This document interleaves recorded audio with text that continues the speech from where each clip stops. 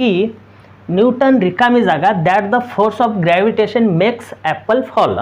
आता बघा, याचा न्यूटन तुम्ही ऐकलेला असेल ना, की न्यूटन हा जो व्यक्ती होता की ज्यानं सफरचंद झाडावरून खाली पडल्यावर त्यानं शोध लावला की इथं गुरुत्वाकर्षण असते म्हणून हे सफरचंद खालीच पडते, वरती जात नाही.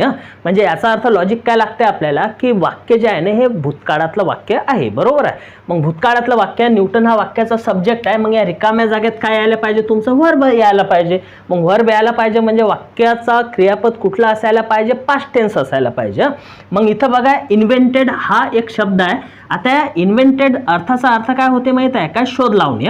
मग शोध लावणे म्हणजे काय असते, की जे वाक्य असा शोध लावणे की जे अजिबात अस्तित्वात नाही आहे, म्हणजे की अस्तित्वात नाही आहे अशा गोष्टीचा शोध लावणे, जे गोष्ट अस्तित्वात नाही आहे. मग मला एक सांगा की जेव्हा सफरचंद खाली पडलं तर सफरचंद खाली पडलं तर जेव्हा ग्रॅव्हिटेशनचा ॲपलनं म्हणजे या न्यूटननं शोध लावला त्याच्या आधी सफरचंद झाडाचं तुटून वर जात होतं काय, तर नाही, तेव्हा पण ते खालीच येत होतं. बट या न्यूटननं शोध लावला की सफरचंद खाली पडण्याची क्रिया म्हणजे काय असते, याला गुरुत्वाकर्षणच म्हणजे काय, ग्रॅव्हिटेशन असं म्हटलं जाते, ग्रॅव्हिटेशनल फोर्स म्हटलं जाते.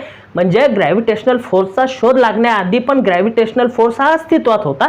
मग जर का तुम्ही इन्व्हेंटेड हा शब्द सिलेक्ट करसाल, हा क्रियापदाचा सेकंड फॉर्म आहे, येऊ शकते ग्रॅमॅटिकली, बट मिनिंगनुसार त्याचा अर्थ तो येणार नाही. त्यामुळे हे पहिलं ऑप्शन जे आहे ना इथं येणार नाही, म्हणजे हे फर्स्टवालं जे आहे ना चुकीचं ठरणार. मग बघा, इथं इन्व्हेंटेड सेकंड काय होते, हॅज इन्व्हेंटेड, त्यामुळे हे सेकंड ऑप्शन इथं येऊच शकत नाही.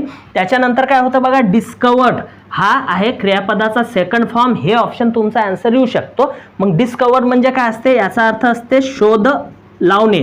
मग कुठला, की जे ऑलरेडी अस्तित्वात आहे, अशा गोष्टीचा शोध लावणे की जे अस्तित्वात आहे.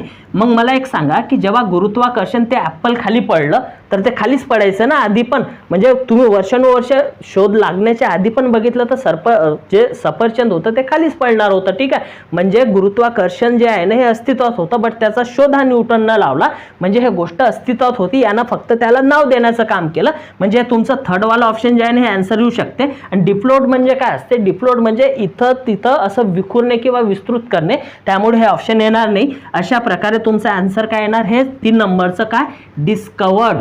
म्हणजे वाक्य कसं होणार हे माहित आहे काय, की Newton discovered that the force of gravitation makes Apple fall. म्हणजे काय की त्यानं गुरुत्वाकर्षणाचा शोध लावला आणि त्या नियमानुसार, त्या शोधानुसार काय की जर झाडाचं सफरचंद पडलं तुटलं झाडापासनं तर ते फक्त जमिनीवर पडेल, ते दुसरीकडे कुठंच नाही जाणार. मग ते जमिनीवर का पडेल, कारण की तिथं गुरुत्वाकर्षणाचा नियम असतो. गुरुत्वाकर्षण काय सांगते की वरून आकाशातली कुठली वस्तू जर तुम्ही सोडली तर ते जमिनीवरच पडते, कारण जमिनीचं गुरुत्वाकर्षण असते त्यामुळे, ठीक आहे.